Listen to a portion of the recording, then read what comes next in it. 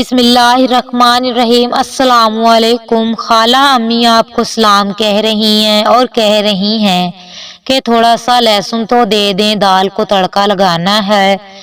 اور خالہ آگے سے کہتی، اوے تو ادھر آنا، میں ذرا تیرے کان تو مروڑوں، تو کئی دنوں سے نظر کیوں نہیں آ رہی؟ یہ لے لہسن اور ذرا سی دال مجھے بھی چکھا دینا۔ جی، یہ کچھ زیادہ پرانے دور کی بات نہیں، اس ہمسائیگی اور ہمسائیگی سے جڑی روایت اور رابطے کو مرے ہوئے بس چند سال ہوئے ہیں۔ اب ساتھ بسنے والا بھائی کے گھر بنا بلائے چلا جائے تو قیامت آ جاتی ہے۔